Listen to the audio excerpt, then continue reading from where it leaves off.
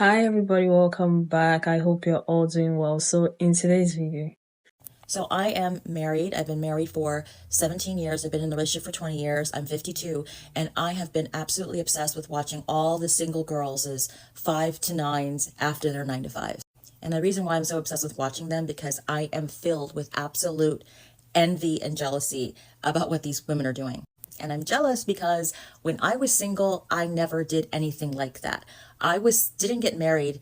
I didn't get married until I was 35 years old. So that means I was single for a very long time in my young adulthood. And I really considered that time at the time as like a placeholder kind of event, meaning that in my mind, I wasn't really living life. I mean, I was working, I had boyfriends, I was going out, I was doing things, but I didn't put any real investment in that time because to me, it wasn't a real life that I was living. I was just kind of going through the motions in a way until I could live my real life, which is when I got married. Because in my mind, that single time wasn't a real time. It was just kind of waiting out the time until I met the man that I was going to marry, have children, and then I was going to have a real life. Now, all of these years later, married for such a long time with 2 daughters, and I'm scrolling on TikTok and looking at these single women I was those women, but they are enjoying and reveling in the time, the peace, the calm, the self-care that being single is. Not having to worry about catering to a mate, not worrying about what your partner thinks, not having to take care of children, not having to manage a household for all these people. Just coming home and being able to make your choices that are self-care, that are affirming, that's your time, your peace, and like literally enjoying and valuing that time. I never did it. I thought it was a waste of time. I thought I was just going through the motions until I could live the real life, which was marriage. And I've been living that real life for 17 years. And I'm so tired and I'm so exhausted. And today I woke up, I've been sick all day, but I haven't been able to really take care of myself or rest and relax because I have so much I have to do. I'm vicariously living through those women, posting those lives and thinking about what if. I'm so happy that she shared this, and I love the fact that she was being vulnerable and she was like being real. I really, really, really appreciate the fact that she shared this because a lot of women, myself included, go through this phase these days because when you look at everything that is happening around you, sometimes you're like, yeah, I should have done that. I should have done that. And I'm so happy that these days, because of social media, we're all getting to see that being single is not a bad thing. Being single is actually fun. It's a period in time in your life that you should enjoy, all right? Even if it means that you're going to be single for the rest of your life, like enjoy it. Because being single is not a bad thing. Don't you love yourself? Don't you like your own company? Don't you like being around you and spending time with you and pouring into yourself? So what is wrong with being single? There's absolutely nothing wrong. And I'm glad that so many women are creating content with regards to, their single lives, and they're showing us how you can actually live a fulfilling life as a single person. That younger women are going to be seeing this type of content and they'll realize that marriage is not the end goal. Marriage is not the end all be all to everything. Like, you can be single and still live a fulfilling life. Studies have shown that single women are the happiest. And if you don't take anything from it, go and do your own research. You'll find out, okay? So don't let people pressure you into getting married. Don't let society force you and push you into getting married so quickly or making marriage the whole goal in your life. But anyway, let's get into the responses from other people and I'll come back and talk some more. As like a placeholder kind of event. Shout out to this queen. I loved her video. I felt like everything she talked about it was a great awareness. But I feel like with this whole decentering men conversation that's going around TikTok, I agree 100%. At first I was like, decentering men, I don't know, I'm trying to settle down soon. But it's really about not having your life revolve around. And I feel like I have kind of been intentional with that, but with seeing the content on it, I feel like it's given me more inspiration to just really take that seriously, because one thing about it, these niggas will waste your time. And nobody has time to be sitting around waiting for a man to show up and pop up. Meanwhile, you could be living your best life. It is way too many women, myself included, where it's like, you know, you go to certain events, or you have things you want to do, and you're like, oh, this would be so much better if I had this person. Well, guess what, Buki? They're not here yet. And so you have to find ways to really enjoy your life and be proactive in making sure that that void doesn't like put like a damper on everything that you do. I feel like the biggest takeaway you can take from this is just like, men should not be your priority. Like at this point in my life, I am dating. Like if something comes my way, I am going to see that opportunity and I'm snatching his ass. So, but it's like, that is not my focus. And while it's not happening, I am not depressed. I am not like in a bad mood all the time. Like I'm out here living my best life, baby. Best believe that. I think it just helps you not put so much effort and mental energy into potentials, right? Like people you're scoping out, people who may show signs of interest, people who are inconsistent as fuck. You now no longer give them time and space in your mind and space in your life until they really prove themselves. And I feel like if you can decenter men in that way, you'll be so much happier.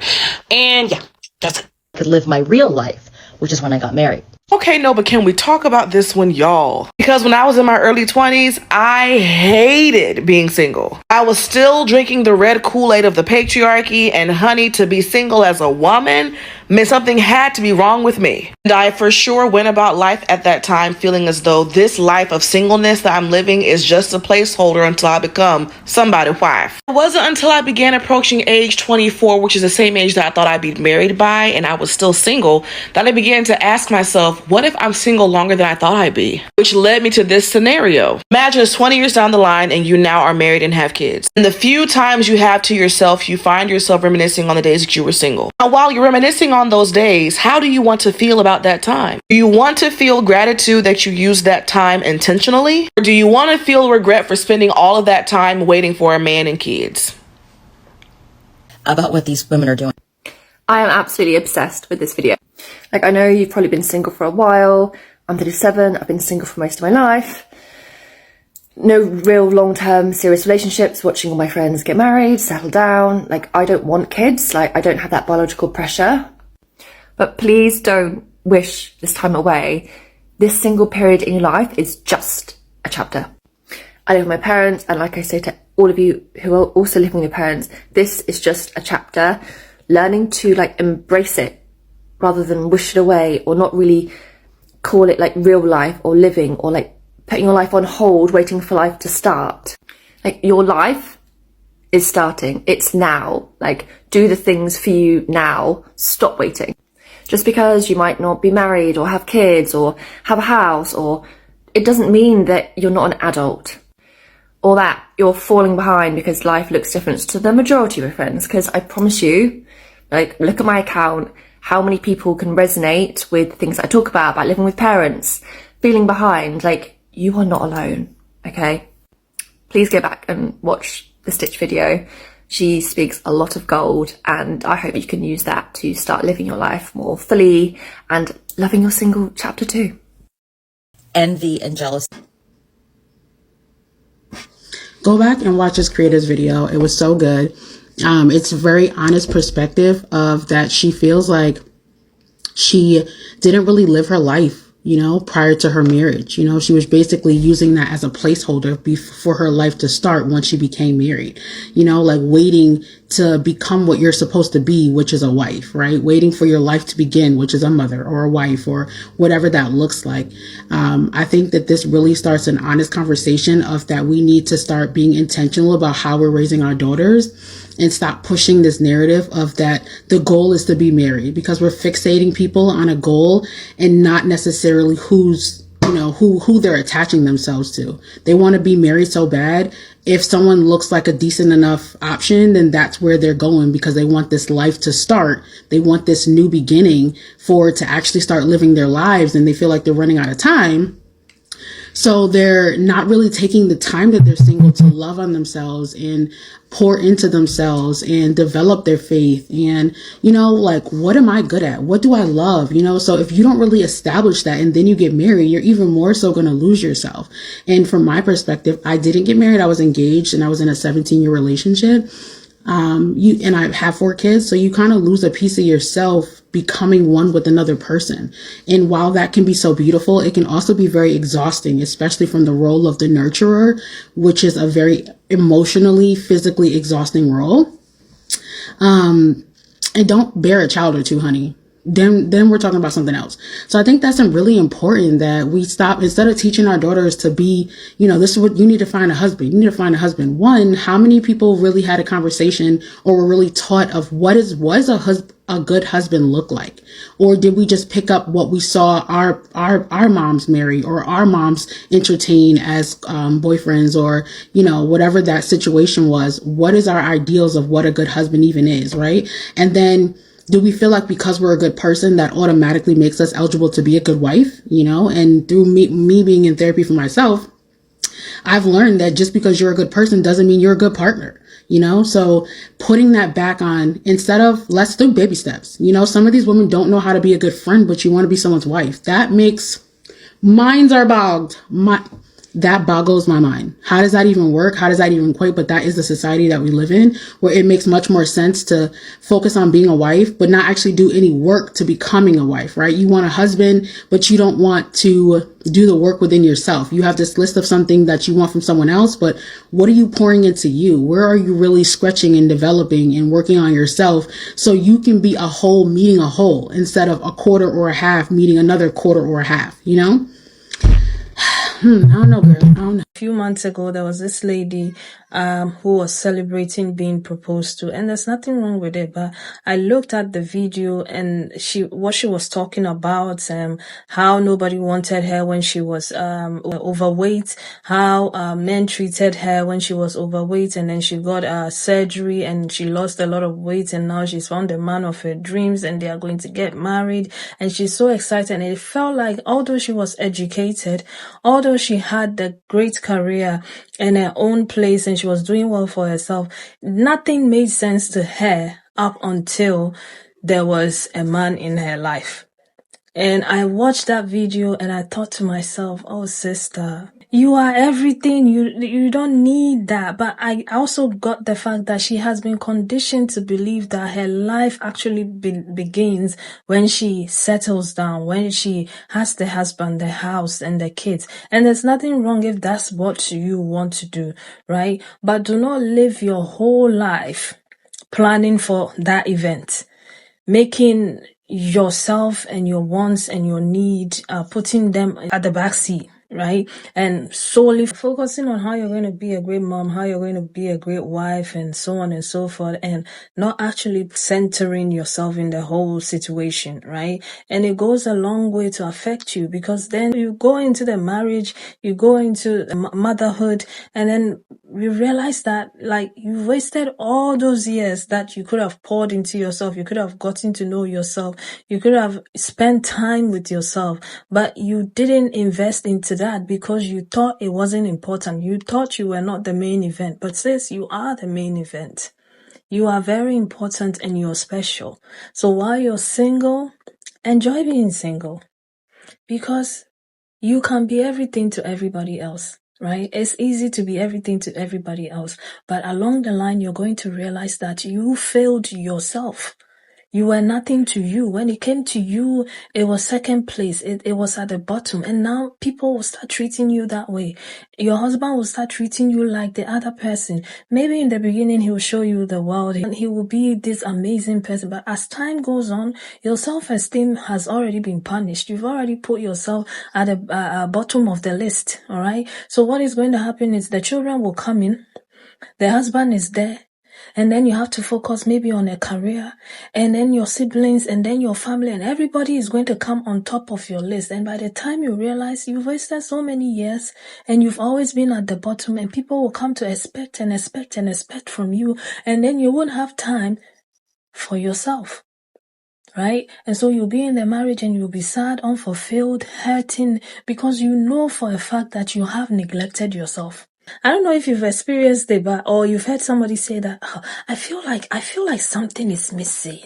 I feel like something is lost in this relationship. Like, I have the car, I have the husband, I have the children, but still it feels like something is missing in the relationship. Sister, you are the one that is missing.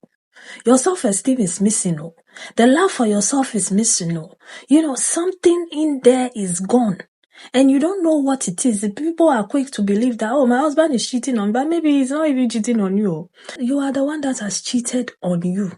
You cheated on your own self, right? But you're looking externally because that's all you've heard. Oh, if something is wrong, it's probably because he's cheating. Your intuition is telling you something. No, nobody cheated on you, sis. You are cheating on yourself. You cheated on yourself when you were single. You are still cheating on yourself while you're married. You have neglected you. You didn't take the time to pour into yourself when you had the chance to get to know you.